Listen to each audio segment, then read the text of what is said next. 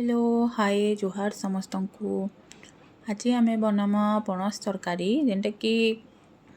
मुई मोर हिसाब से बनामी समस्ते तो समस्त गोटे गोटे प्रकार बनासन। देखुन इन मुई से हिसाब मसला नीचे अदा लहसुन आउ गोटा मसला मोर जानथी मिक्स मसला जीरा धनिया इन मुई पणस के आउ आलू के काटी नीचे मुई आउ इन जेन मसला थीसी आमर सेटा टिके भाजी नीचे टिके स्मेल आसबार तो बेसी नहीं भाजी बेसी कड़ा करी नहीं भाजबे हो गलान एटा तापरे आमे देमा इन सरसो तेल आउ इथिरे भाजमा आमे पणस आउ आलू के फ्राए करमा आमे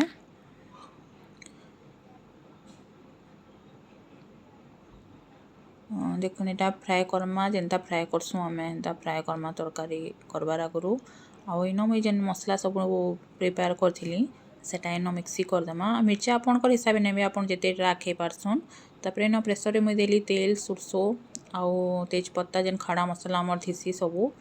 आउ तापरे नेले मुई प्याज प्याज के इन भाजमा आमे भलसे माने गोल्डन ब्राउन कलर हेबार तो प्याज भाजी हिला पर इन आमे देमा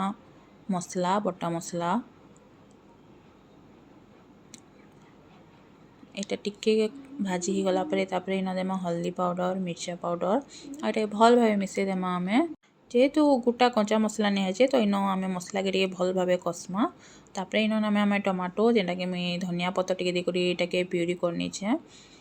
आउ टमाटो देला परे भी एटा मसला के भल से चलामा आमे कसमा तापरे इन देमा आमे नून नून देला परे जेन मसला रो भी पानी थिबा बाहरिया सबू तो कसी हिजबा बहुत भल भाबे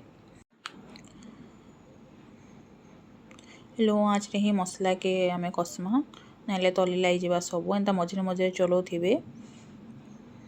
देखो इन बहुत भल भाबे कसी गलान पूरा तेल छाड़लान मसलार तापरे आमे इन पणस आउ आलू जेन भाजला सेटा के आमे इन पकामा आउ बहुत भल भाबे मसला संगे मिक्स करमा एटा के टिके कसी हेबा आ कसी हिला परे आमे इन देमा पानी आपनकर हिसाब पानी नहीं पारबे जेते झोल रखबे से हिसाब पानी नेबे मुई इन टिके चुपचुपा रखमी तो मुई सेतिले कम पानी नहीं छे देखुन इन टिके गोटे बॉयल आसला परे तापरे आमे इन देमा सीटी लगामा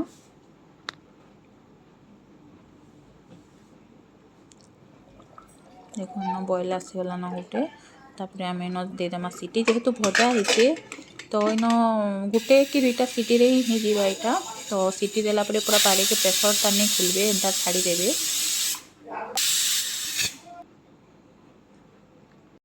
देखुन मुईटा खुलला परे धनिया पत्ता टिके दे देली देखुन एटा बहुत गरम अच्छे दिले माने फुटू छे तेल गैस बंद कला परे भी तो इटा के एंता ही टिके ढापी देमा हमें 5-10 मिनट तक देखुन एटा ही गला न हम एटा प्लेट रे काढुछे सर्व करूछे मटन आमे जेंता दानसु पूरा हेंता सेम प्रोसेस बाकी मटन तो मटन आउ पणस पणस है तो तार टेस्ट तो